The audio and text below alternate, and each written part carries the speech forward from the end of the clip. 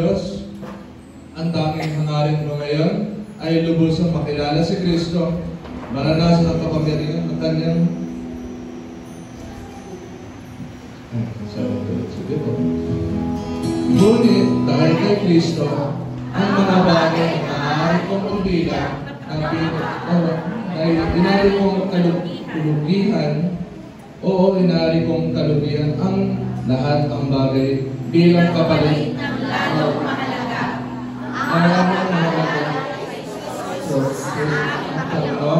Ang lahat ng bagay ay pinalagay ko walang kabuluhan ang kanyang si Kristo. Purihin ng Diyos sa pagkabasa ng kanyang salita. Purihin natin ang Diyos! Hallelujah! Lahat ng ginagawa sa ating Panginoon ay sumayaw! Bumalakpak! Bumawi!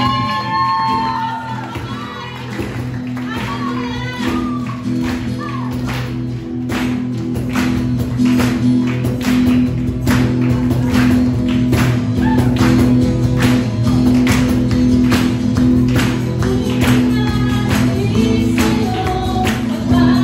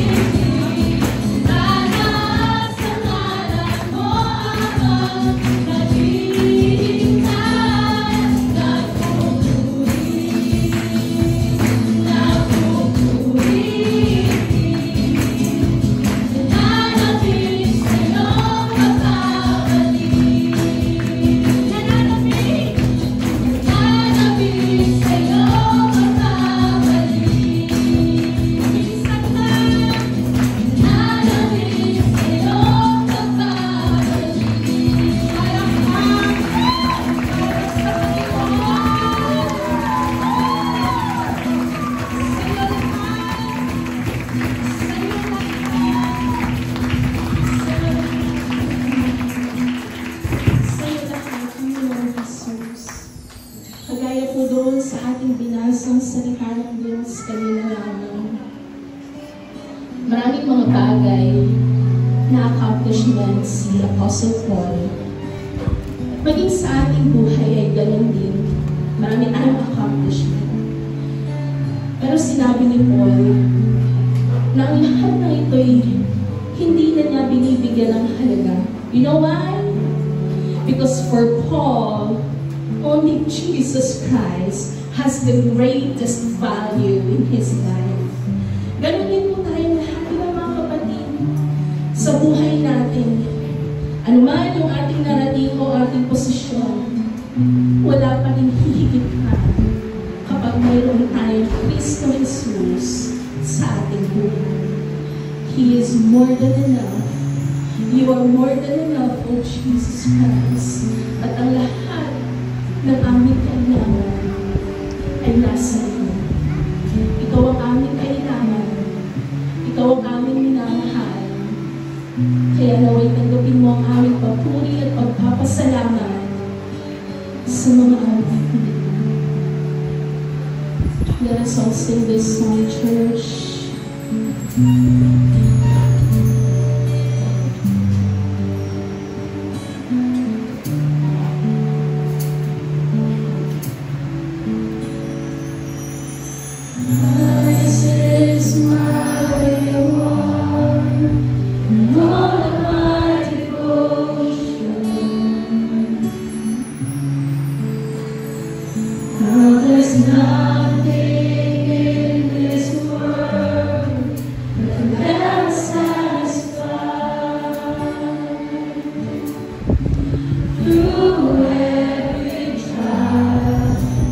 Know you'll see, no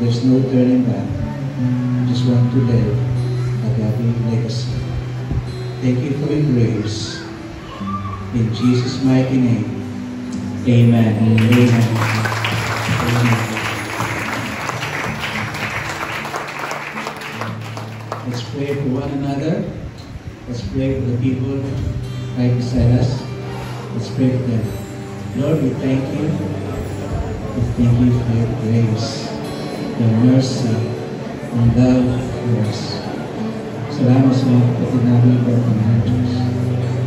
Nabuksan mo kanilang mga puso, kanilang mga isipan. So pray for them. Thank you, Lord God. In Jesus' mighty name, Amen. Sa kaliwa, let's pray for the people left. Lord, we thank you, truly amazing, truly gracious, and faithful. Salamat sa buhay. Kapag namin ko, Lord, speak to them. Make them feel that you are here.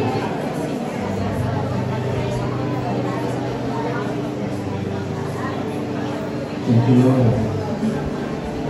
In Jesus' mighty name, Amen.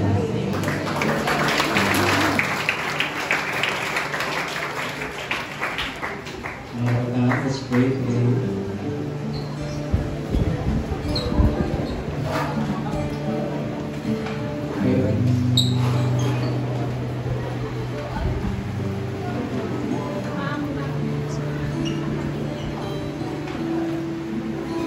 So let's stretch our hands, pray for these kids. Young child of God, Lord, we thank you for the lives of these people. Panginoon Diyos, mayroon silang katibayan sa mga pagkakali ko, Panginoon Diyos.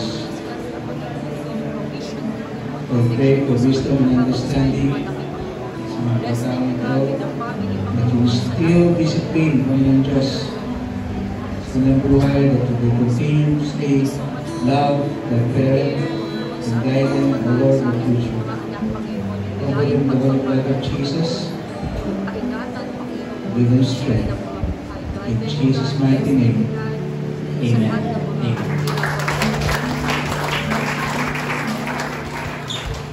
Nakakapagod po ang lahat.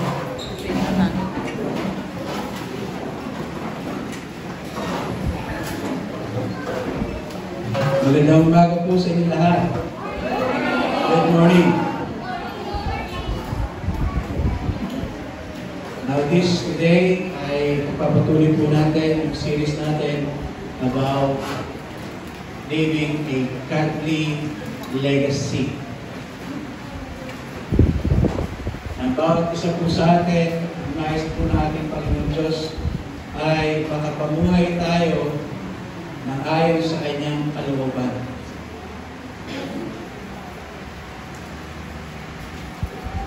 Now I want to prepare you with a short video to open you to the reality of life, yung katotohanan ng buhay sa ngayon. And I'm sure dito sa mapapanood yung short video na to ay makakarelate ko ang bawat isa, especially ang mga kabataan.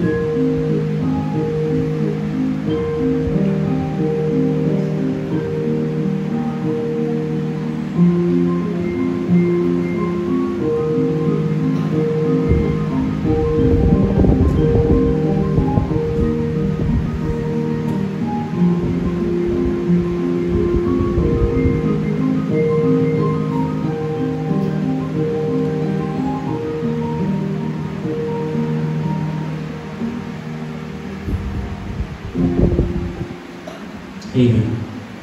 So nakaka-relate ba kayo? Hindi po masama yung magkaroon ng technology, hindi po masama yung magkaroon tayo ng cellphone. Mahalaga rin naman po yan, magagamit natin. Pero, masama kapag tayo po hindi po natin alam na tayo naging alipin ng paggamit ng technology o ng cellphone. Pero nyo, noong araw, kapag nakakita ng isang tao na nasa panganib, iniisip kagad nila kung paano tutulungan ang tao nito. Pero mapapansin nyo, nowadays, ay nauna pang i-post sa Facebook itong mga bagay nito. Hindi ko alam kung napanood nyo sa Facebook, mga kabataan, mga karamihan ay babae. Kabataan babae. And I'm so shocked about kung anong ginagawa ng mga kabataan babae na ito. Mga ganitong edad. You know, merong biyak na babae sa gitna. Napanood niyo ba ito? Apo. Sino ang hindi kinilabutan ng mapanood ito?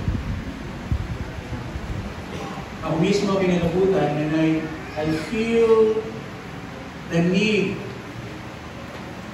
na ipakita sa inyo that we are being blinded by what's happening around us. Ito mga kababaeng ito, mabata, yung isang babae na sa gitna, ang ginawa ay talagang sinabunutan. Hindi lang biglang sa buto talagang hinihila yung ulo ng babae na ito at pinagwawagwagang gano'n. Tapos yung iba ay sumisinisipa, sinusuntok. Mga kababaeng bata ito I'm so shocked by this.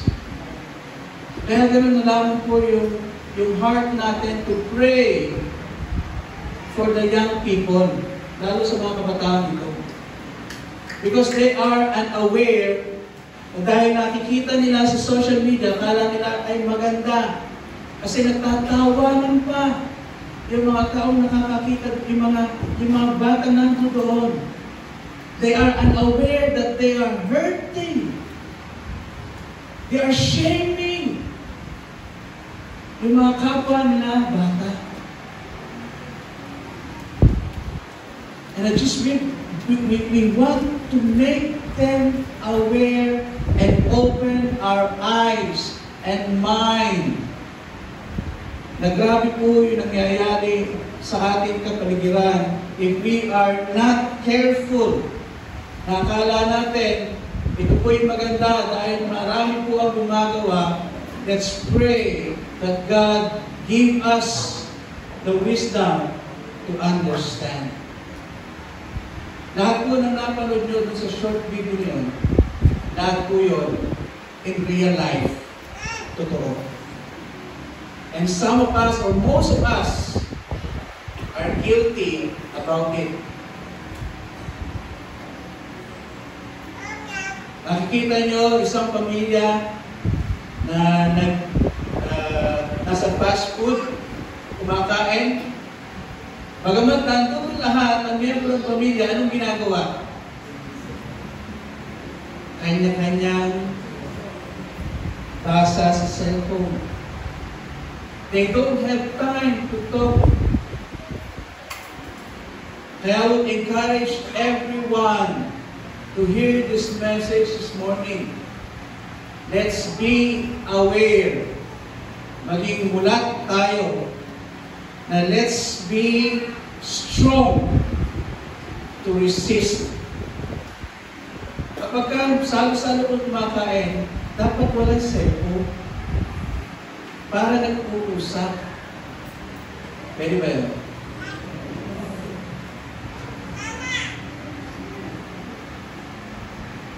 Dati, hindi yan pinapakiusap kasi yan naman dapat ang ginagawa. Kukunti na yung time para mag-usap, salo-salo na, pero hindi pa rin nangyayari. I pray this morning, malinaw sa atin, pero dapat natin gawin, that we need to live a godly legacy. Na dapat tayo ay mamuhay na ayon sa kalooban ng ating Panginoon Diyos. Ano ba ang ibig sabihin ng godly legacy? Yung may iniwan natin na buhay ng makadiyos. Ang sabi po dyan, a godly legacy continue to enrich people's lives and bring God's glory throughout the eternity. Ito po ay gumagawa tayo para maluwalhati ang ating Panginoong Diyos. If we are hearing the Word of God, tinatanggap natin ang salita ng Diyos, it is a step to live a godly legacy. Pangalawa, the godly legacy is anchored on what is eternal. Hindi po pang samantala lamang. Something that will last. Something that is eternal. So yung iiwanan natin godly legacy, yung makadiyos, hindi po ito natatapos. Kundi kahit wala na po tayo dito sa mundo, ay naaalala pa rin kung paano tayo mamuhay. Alam nyo, kung tayo po ay pamilya, pakinggan niyo po ito. Kung tayo po ay pamilya na makikita ng iba, kahit nasa labas, walang cellphone, ano kaya ang sasabihin ng tama ng paligid sa inyo?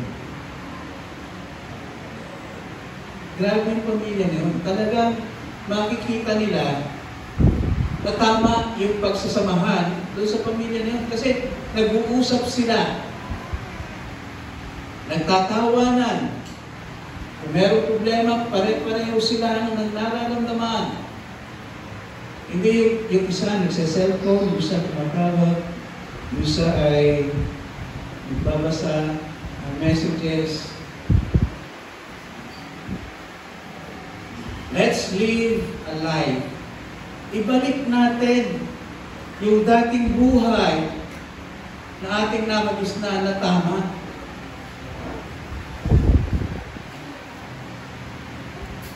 A godly life, a godly legacy has to do with things that will survive even after we die.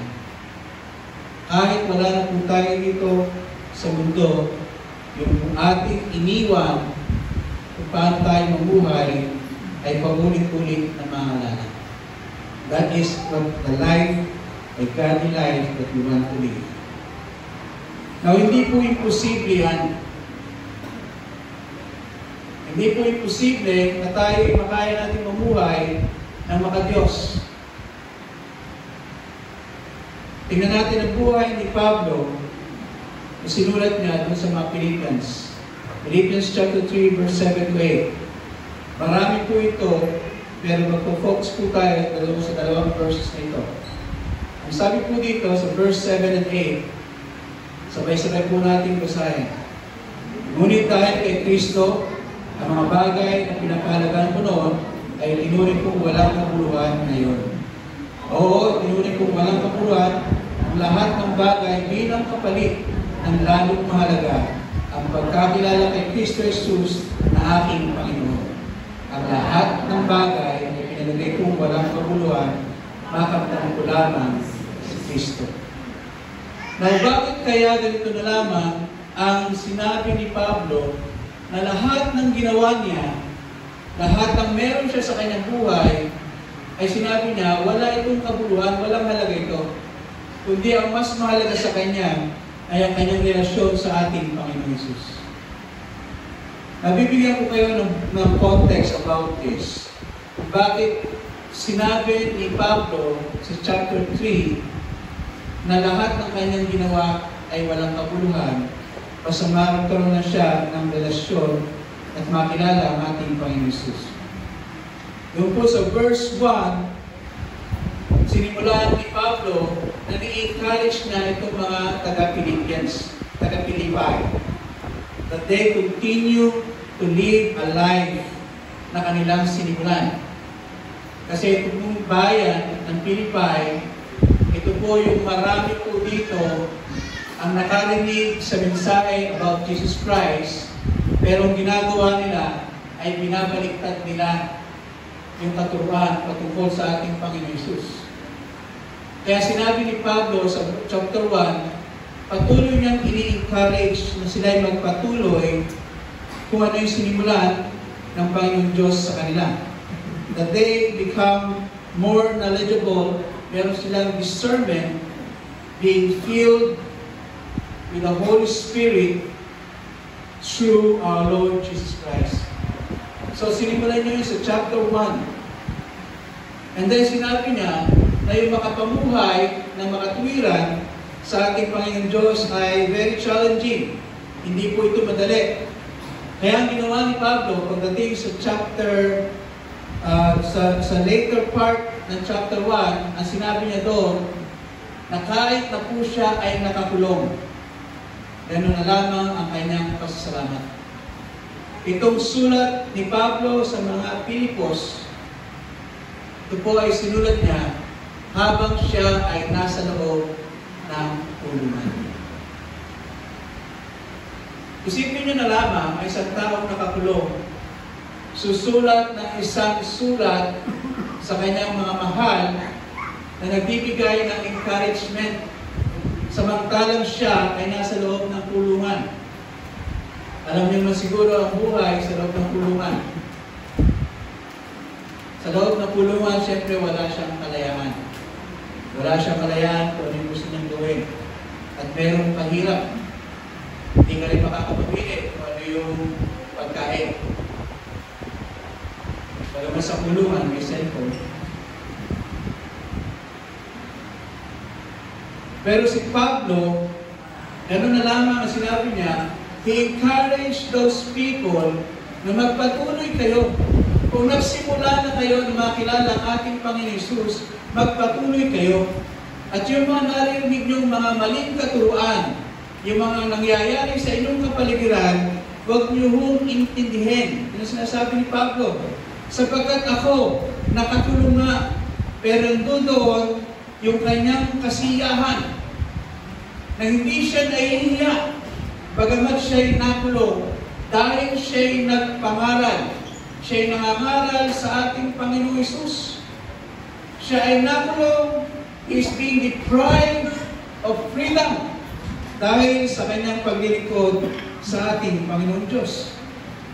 Pagdating sa chapter 2, ay sinabi naman ni Pablo na magkaroon tayo ng kababaang loob, ng pagpapakumbaba, ng humility sa ating buhay, sapagkat doon niya sinabi that our Lord Jesus Christ is humble. In light of Jesus' humble example, making no regards in reputation, self-emptying.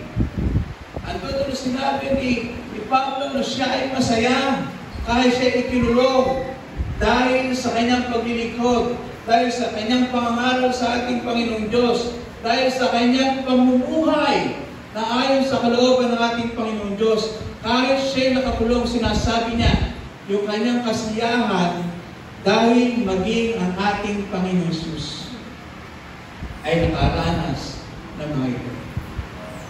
Ang ating Panginoon Jesus, bagamat siya ay Diyos, hinubad niya yung kanyang pagka-Diyos, pero nanatili siyang Diyos. Namuhay siya na tao. Naramdaman niya ang lahat ng nararamdaman ng isang tao.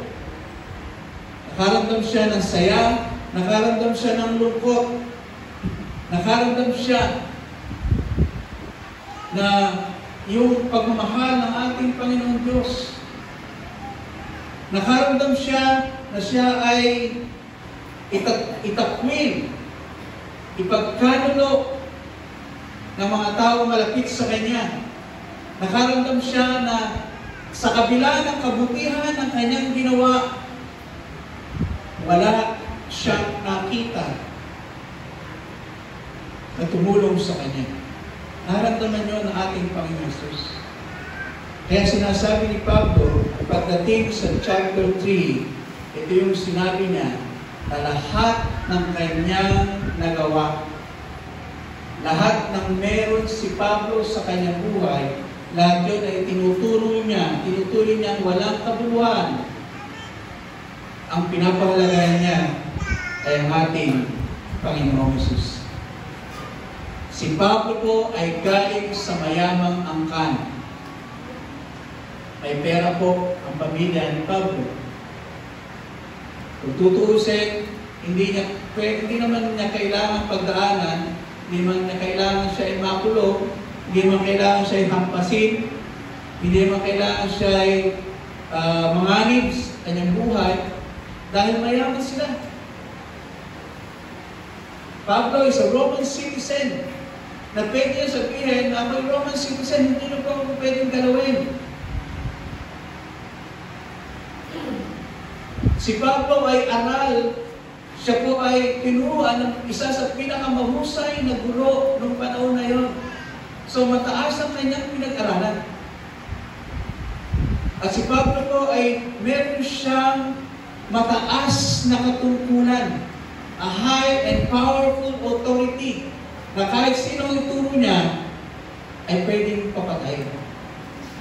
Ganon ang buhay ni Pablo.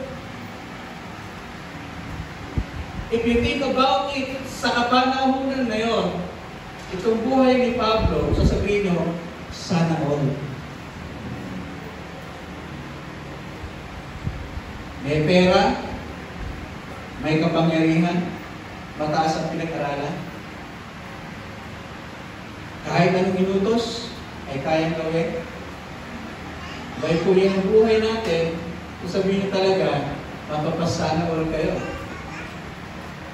Pero sinabi ni Pablo, lahat ng mga bagay nito ay walang kabuluhan, sapagkat ang mas mahalaga sa kanya ay ang makilala ng lubusan ang ating Panginoong Hesus.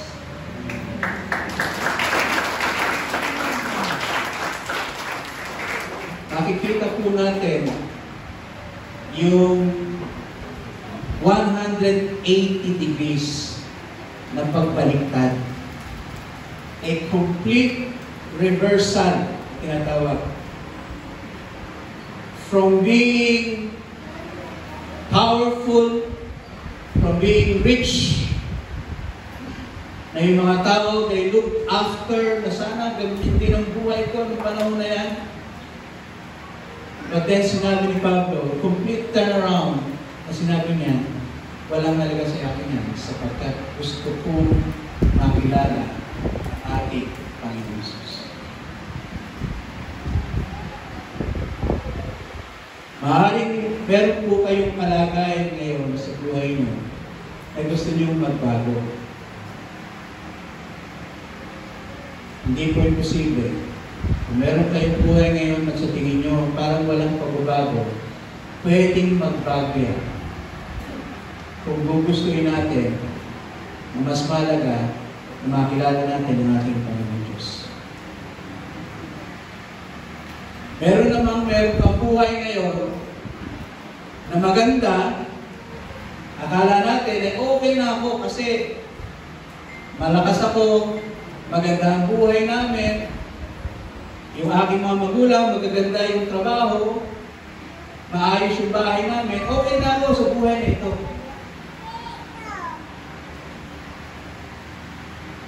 Pero we're missing the most important thing is for a healthy life na kilala natin ang ating Panginoon Hesus. What you have now, yung buhay nyo, kung meron kayo sa ngayon, kung yan ay wala sa ating Panginoon Hesus, babaguhin ng Diyos. Ayaw ng Diyos na tayo hiwalay sa Kanya. Kailangan lang natin makita kung ano yung ating dapat gawin. So, ano yung dapat natin gawin para yung ating isipan, yung ating mga puso, ay maging katulad ng kay Pablo. Ang gusto niya lamang ay magkaroon ng relasyon sa ating Panginoon Hesus. Dalawa lamang po ito. Una, we need to pursue what is eternal. Kailangan ang ating gustuhin, yung ating dapat araw-araw na isipin ay yung mga bagay na hindi natatapos, kundi mga bagay na panghabang buhay, a life that is eternal.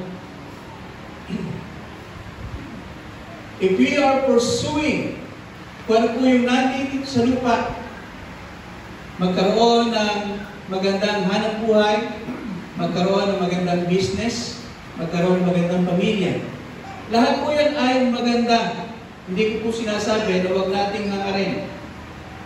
Ang nagiging problema, kapag ka nakapokus lamang tayo, na yun lamang ang gusto nating kunin, yun lamang ang gusto nating maging pangarap, magkaroon ng magandang bahay, ang pangarap ko, magkaroon ng successful career, ang gusto ko ay magkaroon ng magandang business, ang gusto ko ay magkaroon ng magandang buhay ang aking mga anak. Lahat po yan okay.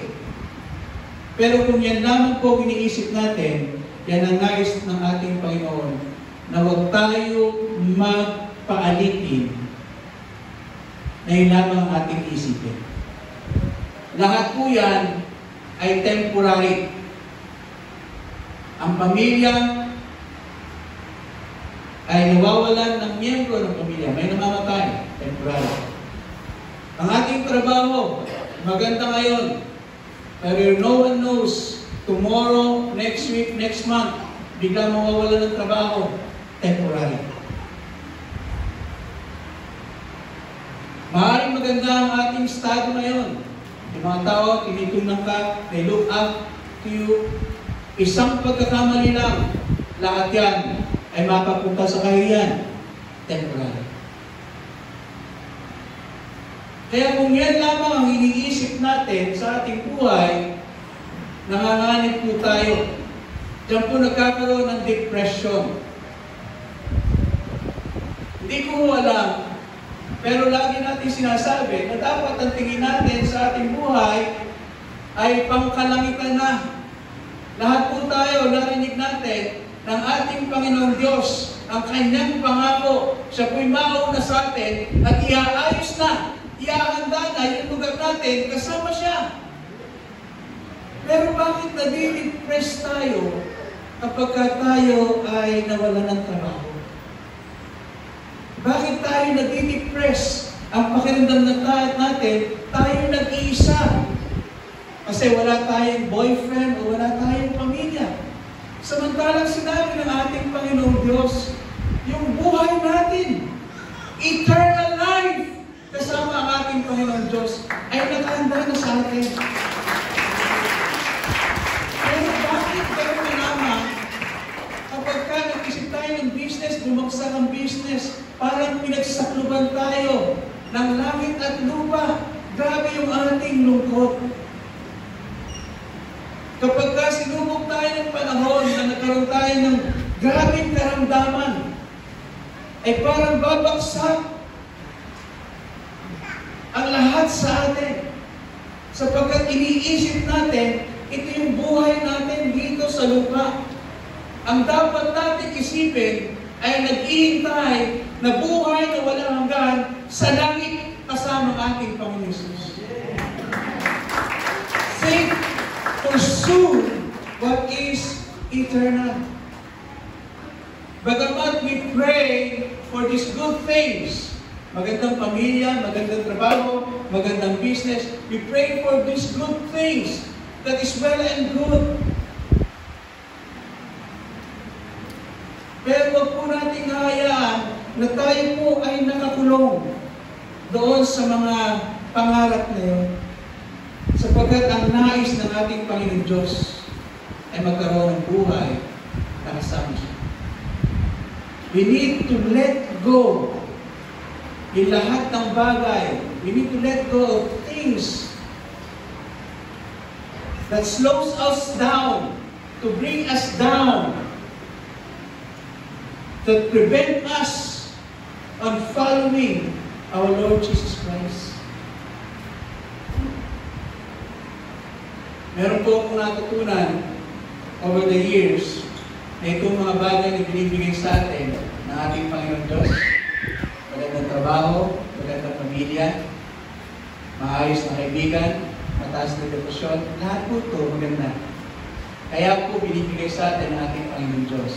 Hindi po para sa akin, hindi po para sa atin. Kundi patotoo na buhay ang ating Panginoon Diyos.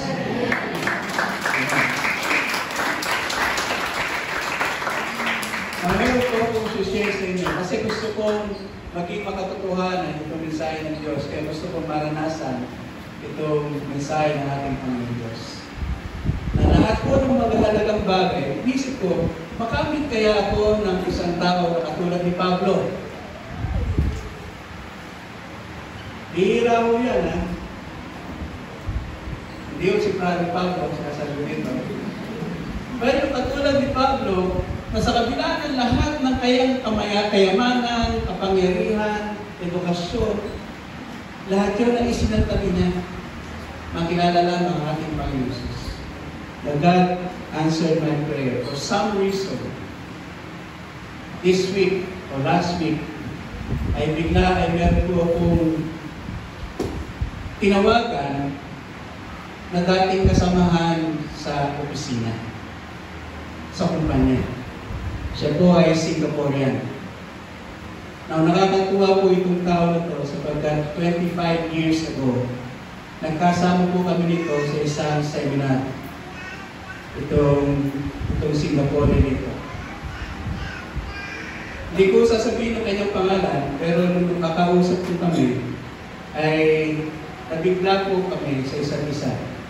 Now, 25 years ago, magkasama kami sa seminar. Siya po ay anak ng isa sa pinakamayaman at respetado professional sa Singapore. Anak po siya. He got master's degree sa kanyang pinag-aralan. Naging Chief Executive Officer ng tatlong malalaking kumpanya. Naging Chief Operating Officer recently. At hindi ko sasabihin napakayaman, pero pagka yung kayamanan niya sa Singapore, ay talagang mayaman po. Bihira po, nagkakaroon ng kotse sa Singapore. At siya hindi basta kotse, mamahalin talaga ang kanyang sasakyan. At 25 years ago, nagkasama kami. At ang pinag-usapan namin ay magbibigay kami ng talk. So magkatabi kami ganyan at magkasunod kami. Sabi niya sa akin, tinanong niya kung ilang slide yung aking represent. Sabi ko mga 20 slides. Natawa siya, sabi niya, 20 slides. Sabi niya, paano mo magkakasya yung 20 slides na yan? Eh, mga 45 minutes tayo magsasalita. 20 slides. Saka, paano mo may papaliwanag kung 25 slides? Sabi niya, ako 120 slides. Sabi niya siya. Eh, yung talk namin, kinabukasan. So, the night after that, nanalangin ako sa ating Panginoon Diyos. Sabi ko, Lord, baka mapahiya ako ah. Kasi itong tao na to, 120. At sabi niya, nakukulangan pa nga siya. So, nanalangin ako sa ating Panginoon Diyos. Sabi ko, babaguhin ko ba, dadagdagan ko ba yung aking presentation, o i-maintain ko na 25 slides? And let God speak for me. And the Lord answers, wag mong mabuhin. So, hindi ko pinato. Kinabukasan, hindi yung magsasalita kami. Tinanong niya ako, okay, so you change the presentation to add slides? Sabi ko, no, I still have that time. Kita ko siya yung tawa. Sabi ko, I don't know, man, how you can make it gospel 45 minutes sabi niya. So nauna siya magsalita. Abay 128 ang kailan sa tinagdagan niya pa talaga. At nagsalita siya for 45 minutes. Maayos naman yung kanyang presentation. Pagdating niya ako sa sunod. Tatawa-tawa siya sa ito. 5 slides. So nakabulang naman. When I speak, and for the glory of God, I spoke for 15 minutes with just 25 slides. Pagbaba ko, he shook my hand and said, he is amazed how God speaks through me. Na-amaze siya. Hindi ko natapos siya ng kwento. Nagkausap kami recently. After 25 years, nagkausap kami. He is even richer, mas mayaman siya ngayon, more mature, and wiser. Tinignan ko yung kanyang resume, yung kanyang biodata. Mas marami siyang nagawa ngayon, mas marami natapos, mas marami company. At nagkausap kami, to cut the long story short, he said that he is now a Christian. 25 years ago, he was a Christian. He is now a Christian. And he's sharing me what that is all. Tapos sabi ko, you know what? I'm a pastor. Bigla siya nakapasigaw, oh man! You're a pastor? Sabi niya gano'n.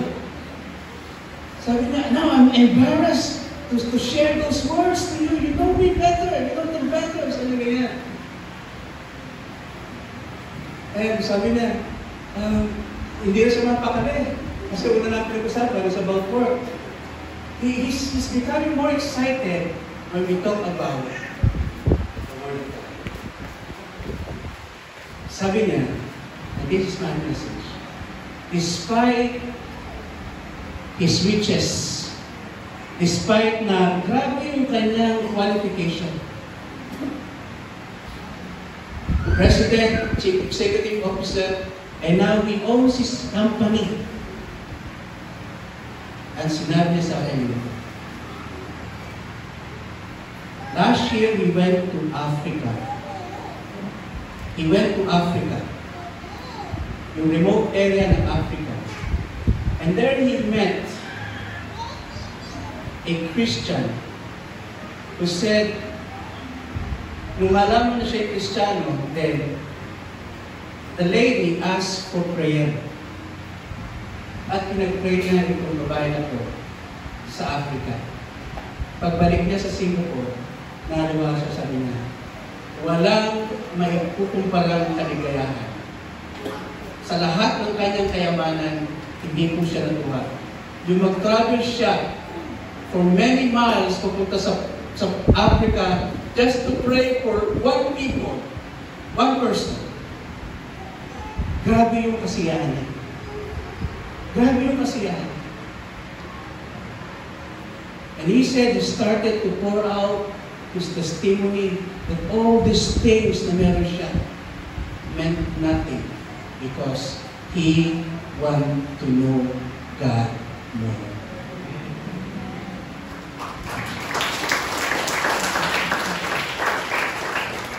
And he is coming here in this place para magbigay ng patutusin. I'm excited. Kasi sabi ko sa kanya, kasi ang ganda talaga ng buhay niya eh. Hindi ko ikukwento sa inyo lahat kasi baka pag nagkwento dito, hindi ko nang pakikita. Pero sabi ko, can I request you na magsalita doon sa aming church sa Sinanahan? Aba, hindi siya mapakulit. No, I'm not ready, I'm not worthy. Hindi lang kagad humility. But I said, no. It's not an accident na tayo magkausap na. I'm shy. I'm shy. Tapos sabi niya, when?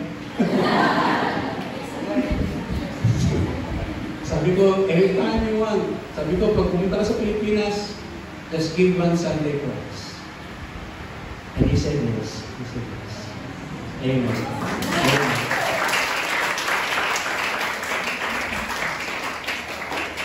So, meron pong mga tao na namumuhay ng katulad ni Pablo. Bagamat lahat po ng kanyang pinagdaanan, kung gaano kataas ang kanyang buhay, kung gaano karami ang kanyang kaimanan, kung gaano karami ang taong tumitingin sa kanya, he looked down to the servant of God.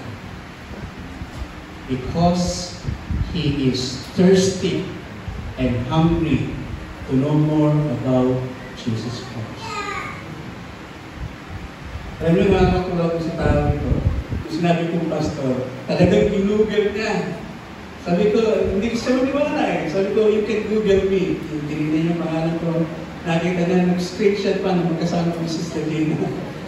Talagang he is so amazed. 25 years he was amazed kung paano bilis ang Diyos sa akin.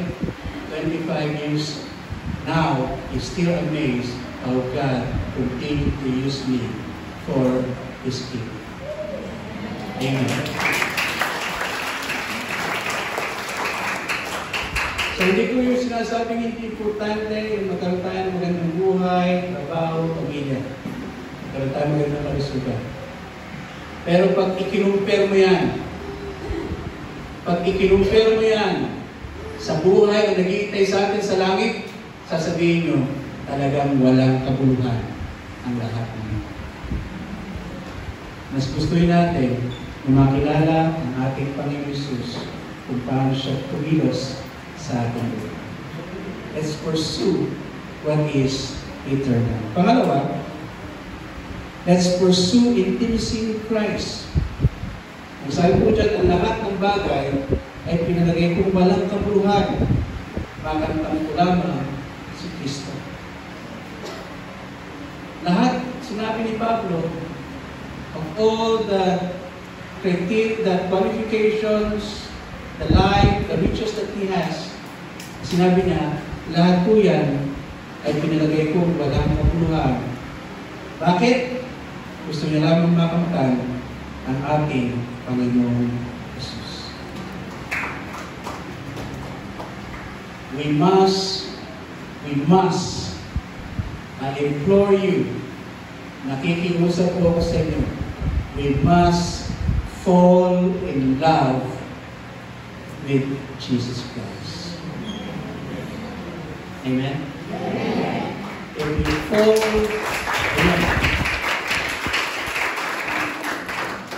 we fall in love sa ating Panginoon Jesus, doon yung mararanasan ang pag-ibig ng tao sa iyo.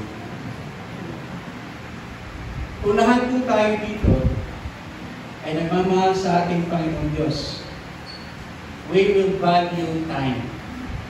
Ulitin ko po, if lahat po tayo nagmamahal sa ating Panginoon Diyos, papahalaga natin yung panahon.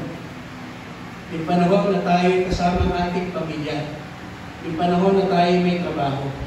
Yung panahon na tayo nag-aaral. Papahalaga natin itong mga panahon na ito. Sapagkat when time is wasted, hindi mo na mababawi. So yung time na hindi natin nakilala yung ating Panginoong Diyos,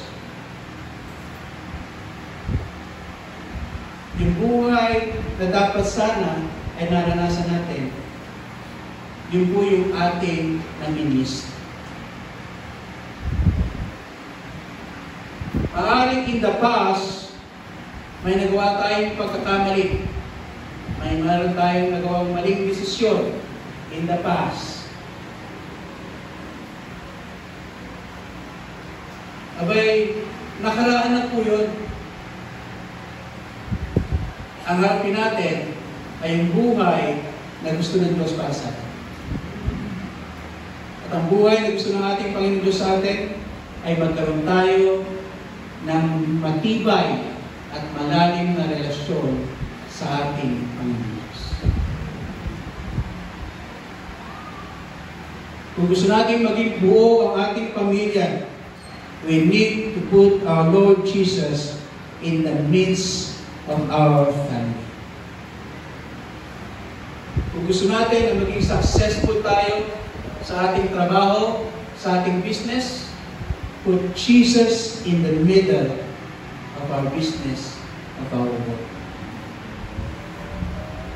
Kung gusto natin na magkaroon kayo ng honor sa inyong pag-aaral, pray that Jesus gives you wisdom.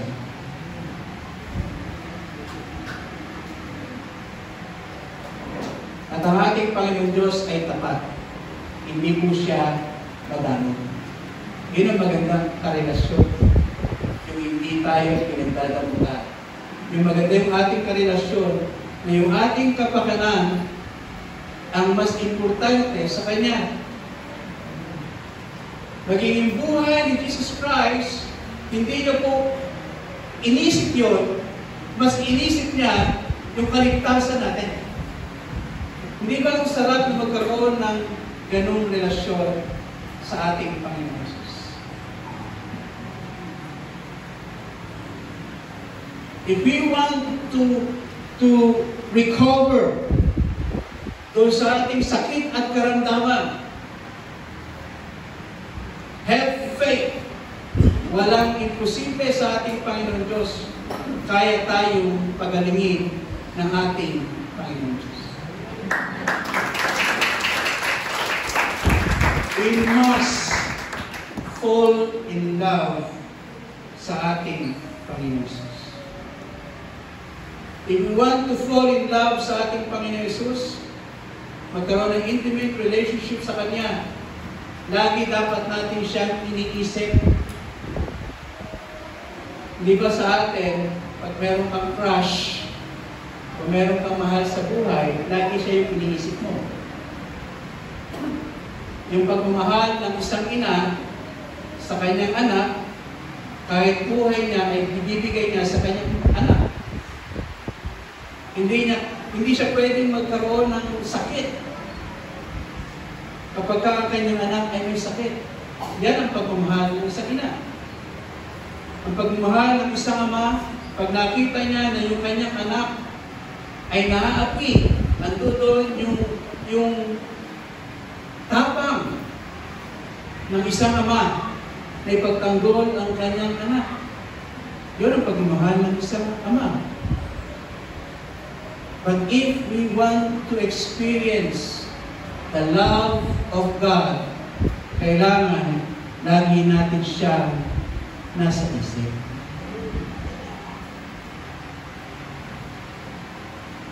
Lagi nating iniisip na itong aking gagawin ba ay makakasakit sa ating Panginoon Diyos. Kung yung ating bang sasabihin ay magpapasaya o magpapalungkot sa ating Panginoon Diyos bago tayo magbitaw ng ating mga salita. Yung pagpunta natin every Sunday, nakikinig tayo ng kanyang salita at paglabas natin ay gusto natin i-share to sa iba dahil iniisip natin na ipamalita ang ating Panginoon Diyos. Doon natin mararanasan ang pag-ibig ng ating Panginoon Diyos. Kung meron tayong nasaktan na ibang tao, alam niyo kung sinasaktan natin ay ang ating Panginoon Diyos. Bakit? Sapagkat ang bawat isa po sa atin ay mahal ng ating Panginoon Diyos. Pag sinaktan mo ang mahal ng ating Panginoon Diyos, siya ang sinasaktan natin.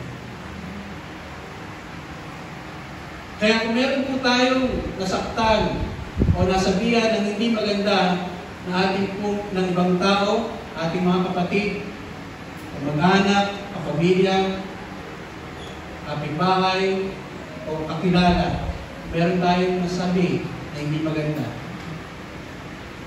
Ang sinasaktan po natin, hindi lang yung tao nyo, kundi ang ating Panginoon Diyos.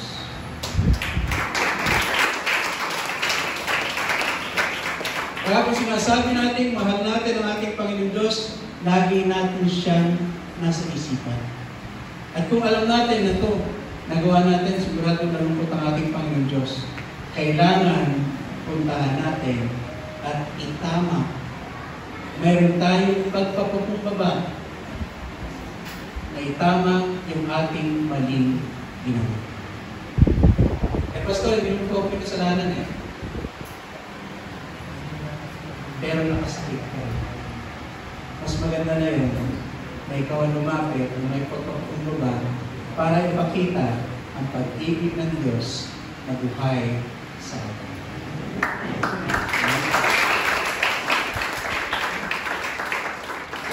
Gagawin po natin yan sapagkat hindi po kayo, maniwala po kayo at maniwala yung katapatan ng Diyos ay mararanasan.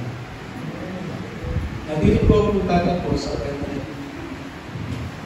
Many years ago, I went to preach sa Calauan, Laguna. Itong Calauan, Laguna, hindi ko po alam kung ano po yung aking talagang ng church. So, nung araw, ang aking pong pananamit, nakalabos din po ako, baka may best pa. Ganyan po yung aking suot pag ako pinipitch ng araw. So pumunta po ako sa church na ito, only to find out, kasi hindi ko po kilala yung church na yun, nag-invite lang po sa atin, ako po yung pinadala. Pagdating ko po doon sa church na yun, sabi ko parang walang church. Wala akong nakita ng isang building na kasugat na nito. Ang nandoon, nakita ko ay patio, alam niyo yung patio? Yung bilaran ng palay. Yun po yung nakita ko doon at merong warehouse. Sabi ko parang nagkamali yata ako ng address na pinuntahan. So, tinatawagan ko po yung nag-invite at sinabi ko, nandito na po ako sa address na to. At sinabi sa akin, Pastor, tama po yan. Parating na po kami malapit namin. So, nung dumating ako doon, dumating yung nag-invite, sabi niya, Pastor, ito po yung church natin. Alam mo yung church na ay yung kamalig. Yung kamalig ay, tama ba? Doon po in-store yung palay na pinatuyo sa patio. Na dapat yung kamalig mainit.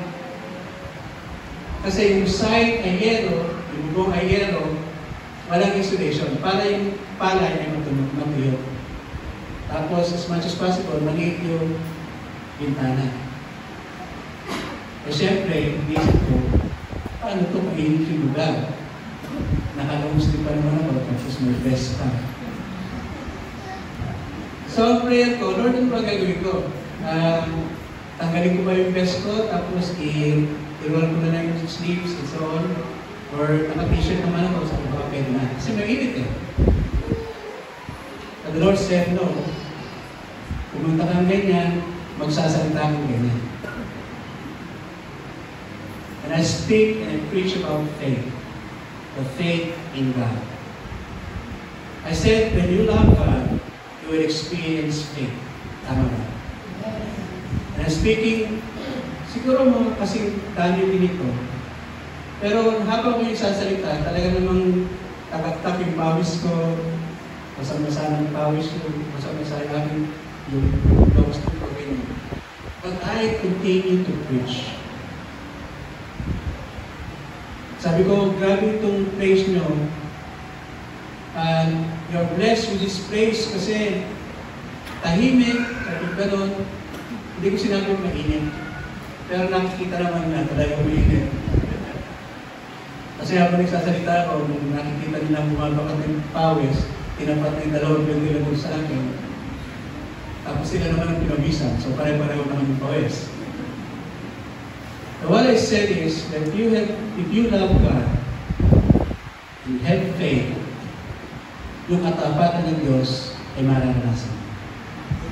Amen? And I said, and I encouraged them, this place will be blessed. Because God is faithful saving. Kahit anong itsura ng church, pumunta kayo dito just to hear the word of God. That is how you show your love sa ating Panginoon Diyos. Kahit pinapawisan sila, they still come Because they are hungry to know God. Sabi ko, if you love God, you will experience His faithfulness. If you have a relationship with God, you love God, you fall in love with Jesus Christ, you experience faithfulness. After 3 weeks, God touches people. After 3 weeks, nagkaroon ng aircon ang kanilang church. I said, Pastor, bumalik ka na dito, hindi ka na pagpapawisan. And they are praising and worshiping God because God is truly faithful to those who love God. If you want to have the deeper, intimate relationship sa ating Panginoon Diyos, even though that you have challenges, merong pagsubok sa inyong buhay, God is faithful. Iyaangat tayo ng ating Panginoon Diyos. Pagagaling tayo ng ating Panginoon Diyos. Bumuhay tayo ng ating Panginoon Diyos. Pagpatuloy ng Diyos sa ating buhay. Because if we love God, God loves us first. Unang nagmahal ng Diyos sa atin. And what we do, if we love Him, we are just responding to His love.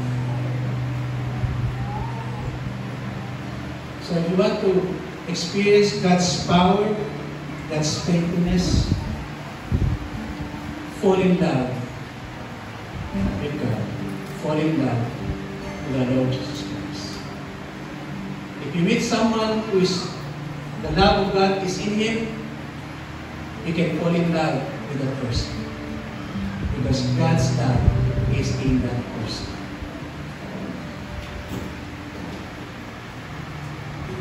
Isaiah 59 verses 1 to 2. Tingnan niyo si Yahweh may kakayahan upang iligtas ka.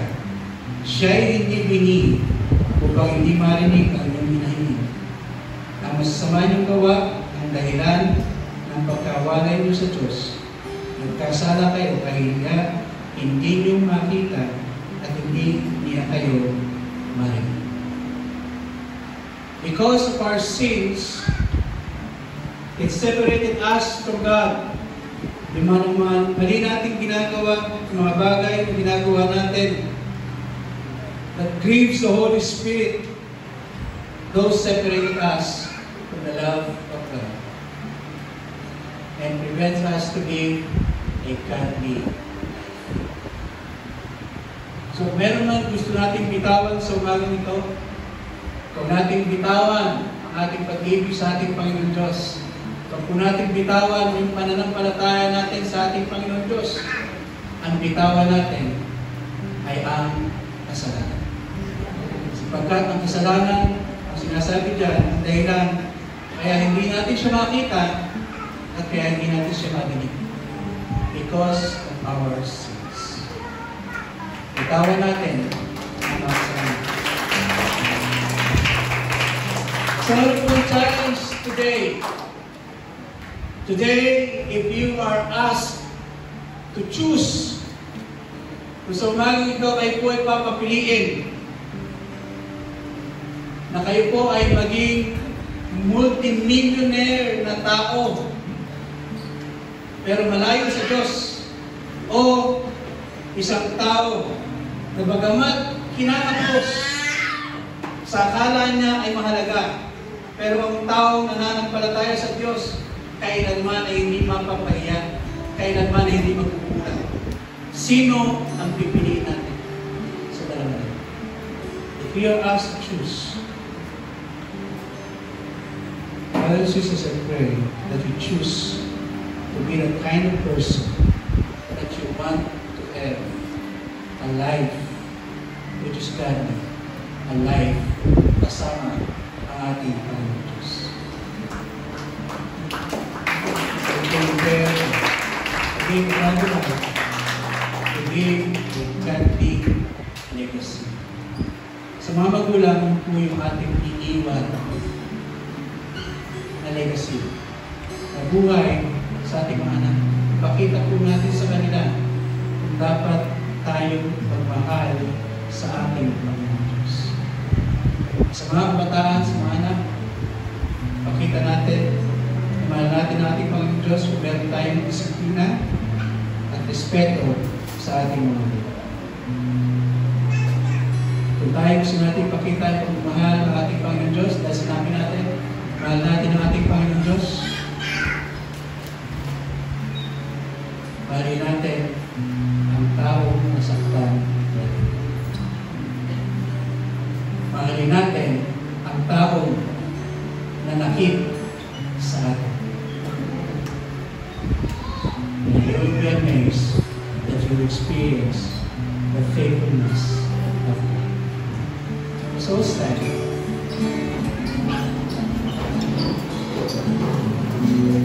See, when you say that Christ is enough, it's enough for everyone.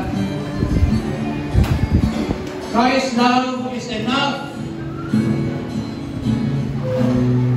have a godly life. So Christ is all sing. Christ is my reward, all my devotion. There is nothing in this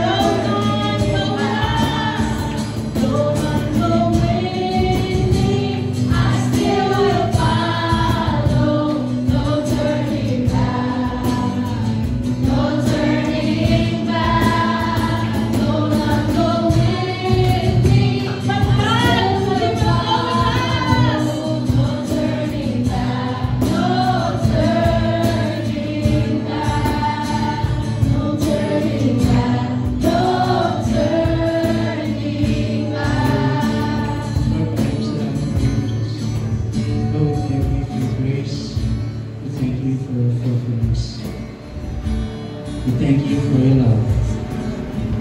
We thank you, Lord, that you never leave us nor forsake us. This is our faith. You love us first. You want us not to be separated from you. You want us to have that wisdom and discernment, the Spirit in us. But whatever the Word over us, kung ano po ang gusto ng mundong ito sa amin, wala pong kabuluhan yun kung kami ay hiwalay sa iyo. Dahil po, nang meron kami, Panginoon Diyos, ay walang kabuluhan kumpara sa buhay na walang hanggan kasama ka, kasama aming Panginoon Jesus. Maraming salamat, Panginoon Diyos, for your word today. And as we pray, Lord, to live a life that is godly, mabuhay kami ng makadiyos, mabuhay kami ng naayon sa iyong pag-ibig, mabuhay kami ng ayon sa iyong salita at pangako. Lord, we pray that everyone, wala akong lalagpasan dito. And as we commit our lives to you, Lord, as we commit our lives to you, Lord,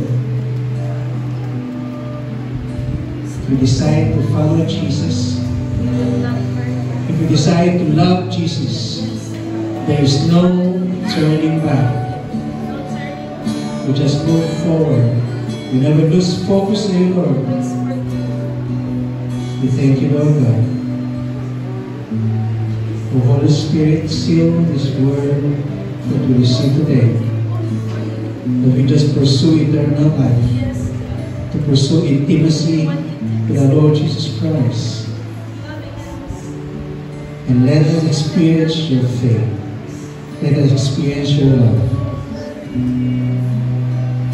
Thank you for your grace, Lord. We thank you for every promises and prayer, Lord, we offer to you, that you have worked and answered this prayer.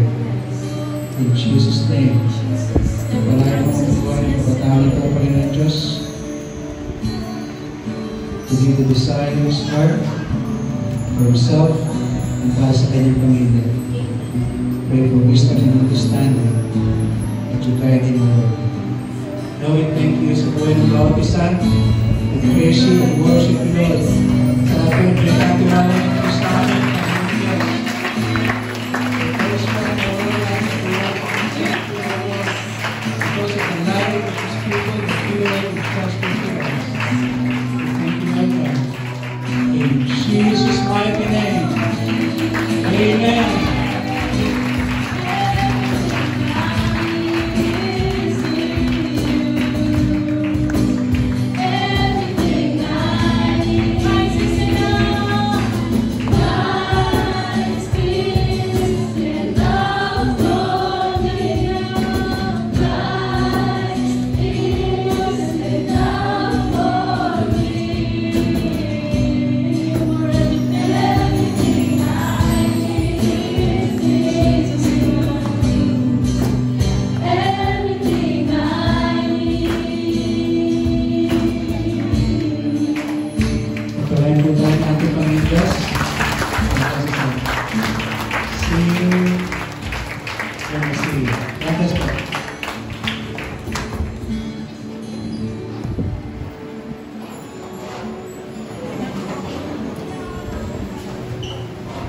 Amen. Isang malakas pamuling palakpak sa ating Diyos sa buhay. Amen. Talagang ang pinaka-nag-strike sa akin ngayong umaga nito yung sabi ni Pastor kanina na if ikaw sa tingin mo merong makasalanan that hinders you from living a godly legacy life, na talagang nandun yung connection mo with the Lord. Sabi, it's all in the past. Now is the time para talaga tayo ay manumbalik at nandun yung ibalik natin yung intimacy na relationship natin sa ating Panginoong Diyos. And what's good about God is talagang siya yung God of chances, right? Na talagang binibigyan niya tayo ng pagkakataon muli. Kaya tayo nabubuhay, kaya tayo laging may panibagong umaga kasi this is God telling to us na this is your home. this is your chance for you to experience how much I love you. Kaya yung mga katabi natin dyan, sabihin mo, this is your chance para din ipakita mo kung gaano mo kamahal ng Diyos. At one way para talaga ipakita natin kung gaano natin kamahal ang Diyos is through our tithes and offering. Kaya naman po tinatawagan namin ang anak ng Diyos para talagang i-share ang salita ng Diyos para po sa ating tithes and offering.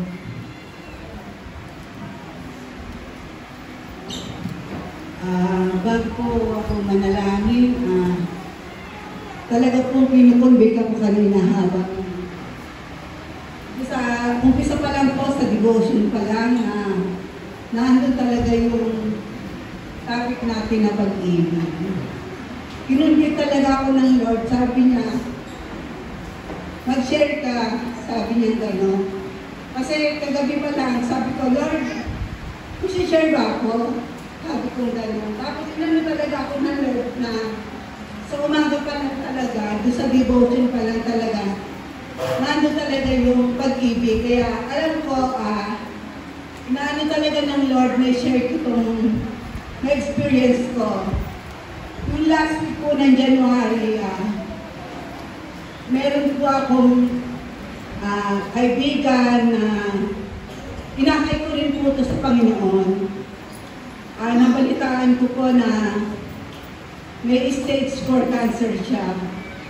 So, itong kaibigan kong to, sabi ko nga, nandun talaga yung pag-ibig ng Lord na kahit na may ginawa siya sa akin hindi maganda. Pero talagang, sabi ko, Lord, hindi ko pwedeng hindi siya puntahan. Hindi ko siya pwedeng hindi sharean yung mga salita. Lalo ngayon na kailangan niya talaga na yung panalangin, na kailangan niya talaga ng magabayan talaga siya na magkaroon talaga siya ng matibay na relasyon sa Panginoon at lalo pa siyang lumapit sa Panginoon. Nung nandun na po kami sa lugar na yon, nag-message po sa akin yung asawa, sis, mga hapon pa kami makakapunta dyan. So sabi ko, maaga pa kami nandun. Sabi ko, Lord, mag-aantay kami. Nag-antay po kami hanggang hapon. Kung saan po kami nagpunta para lang maantay siya. Kasi yun talaga yung importante talaga na mapuntahan namin.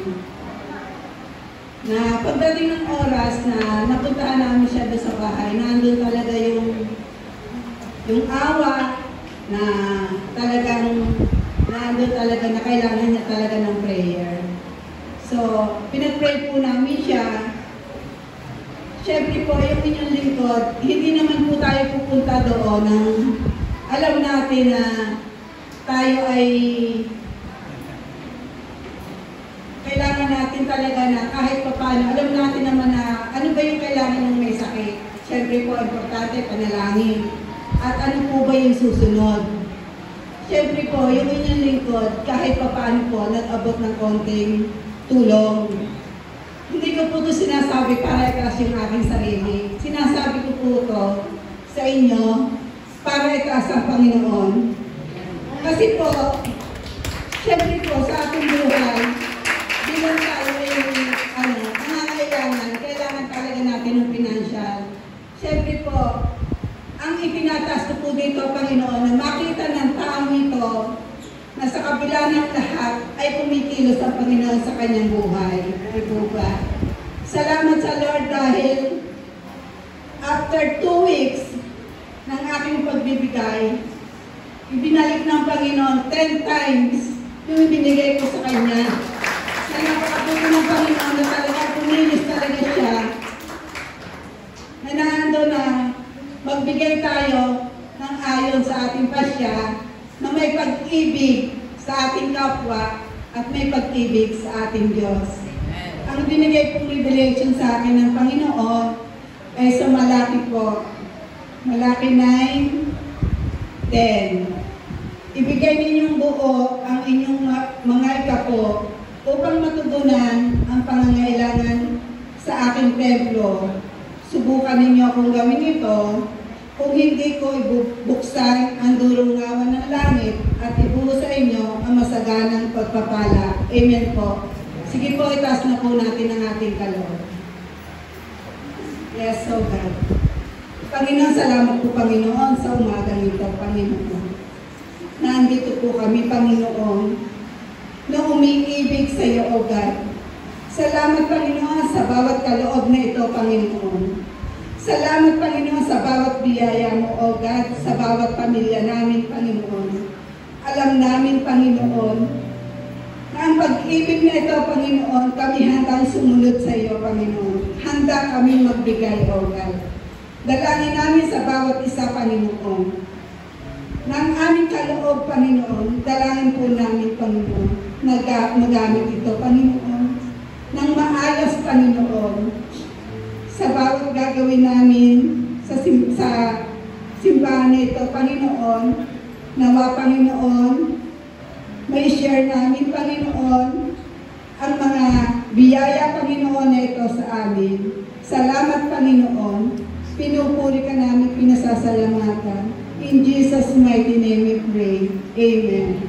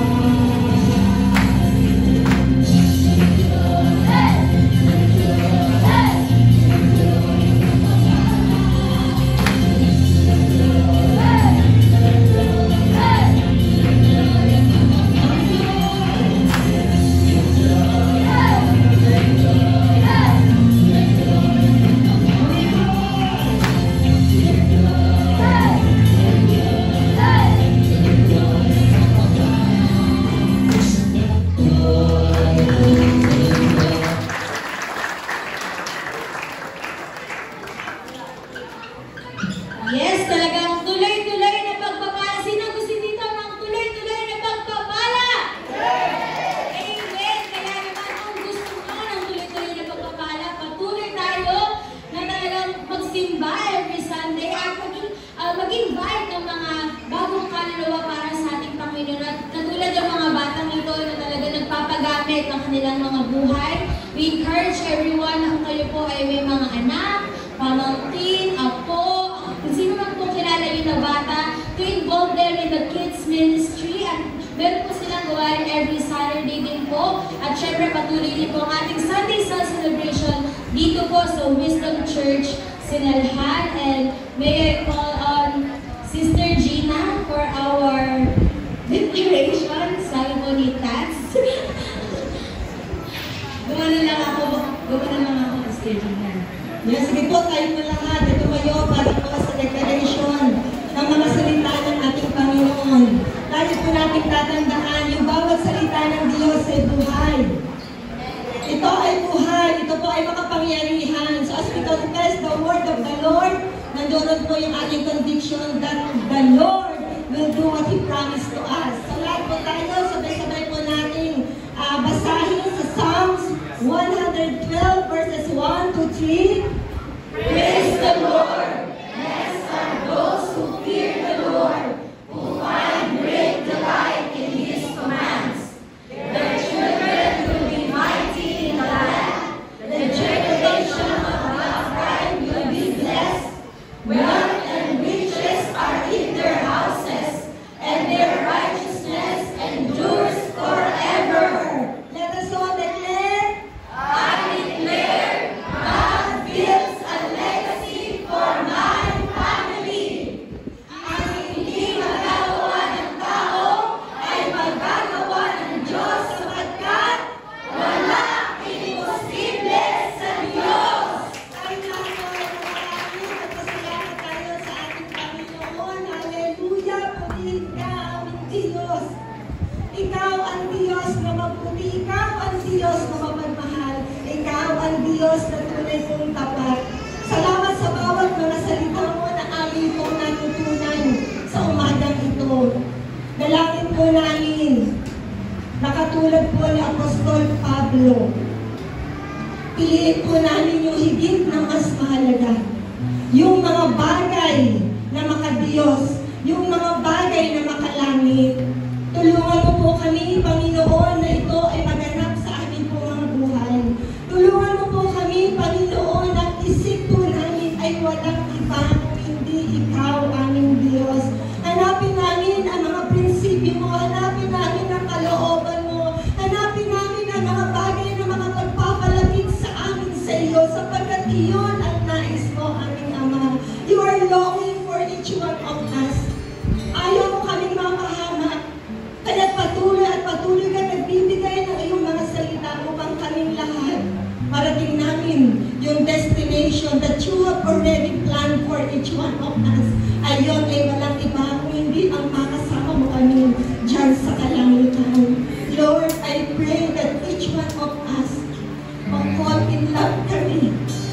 Mag-fall in love kami simply sa aming mong Panginoong Yesu Cristo. Sapagkat doon lamang po mangyayari na kami po ay makakapamuhay ng godly at yung magiging godly Panginoong Diyos. Yun po yung isang pinakamainam na legacy na maiiwanan po namin sa aming po mga anak, sa mga taong nakapaligid sa amin, sa mga kapitbahay, sa mga taong dinidisciple namin. Salamat, Panginoon, for the love that you have instilled sa puso ko ng bawat isa sa amin. Thank you, Lord, for your word. At naniniwala po kami, Panginoon, na hindi po pagkakataon na pinadala mo sa amin ang mga salita mong ito ngayong umaga. Lahat ng ito ay gagawin mo as we continue to apply your word in our lives. Lord, makakamin po namin yung buhay na walang hanggan. Buhay na nagduroon yung pagpapalang nagmumula sa iyo. Buhay na kung saan, Panginoon, mararanasan namin yung kapangyarihan mo sapagkat ikaw ang Diyos na pinili namin pagtiwalaan sa amin pong mga buhay. Salamat po na lalabas po kami sa lugar na ito na dala-dala po namin ang mga pangako mo. At naniniwala po kami kapag ka, Panginoon, you will do what you have promised to each one of us. And as we continue to apply your word in our lives, Lord, makikita ng bawat mga tao sa paligid namin that we are indeed your true disciples, living a godly life for your glory. Salamat po, Banal Espiritu, ikaw ang ipinadala ng Ama sa langit, ikaw ang ipinadala ng Panginoong Jesus upang ang bawat isa sa amin makasunod sa mga salita mo, makasunod sa salita ng Diyos na pinadala sa amin ngayon. Tulungan kami, O Banal Espiritu, manahan ka sa buhay ng bawat isa, pangunahan mo kami, huwag mo po kami pababayaan, huwag mo po kami iiwanan, lagi mo po kami samahan, upang makapamuhay po kami ng ayon sa kalooban ng Diyos. Salamat po, ingatan mo ang bawat isa, ilayo mo po kami sa anumang pong gawa ng masama, tulungan mo po kami na magampanan yung lahat ng mga gawain ipinagkatiwala mo po sa amin. At hindi po ito mawala ng kabuluhan kapuluhan, sapagkat ikaw na nakakakita sa amin, ikaw ang Diyos na magbibigay ng gantimpala. Salamat po sa lahat ng dumalo sa araw na ito. At sa susunod na linggo ay babalik po kami, kasama ng aming pumuong sa bahayan, kasama po ng mga kapitbahay namin, kasama ng mga tao na minamahal namin. Dadalhin namin sila lahat sa iyo, Panginoon, upang sila man maranasan ng dakilang pag-ibig mo, maranasan ng buhay na walang hanggan na ino-offer mo, maranasan ng kapangyarihan mo, at masabi nila na buhay ng Diyos na sinasamba